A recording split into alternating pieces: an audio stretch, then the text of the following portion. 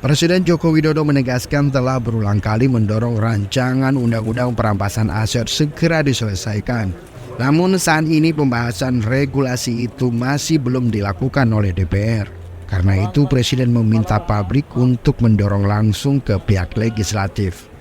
Pernyataan itu disampaikan oleh Joko Widodo usai meluncurkan program penyelesaian dan pemulihan hak korban pelanggaran HAM berat di Indonesia secara non-judisial di Romo Gudung, Kabupaten Pidi, Provinsi Aceh. RUU perampasan aset saya itu sudah mendorong tidak sekali dua kali. Sekarang itu posisinya ada di DPR. Mungkin akan mendorong lagi. Masa saya ulang terus. Nggak bisa diperpu, Pak. Sudah di DPR.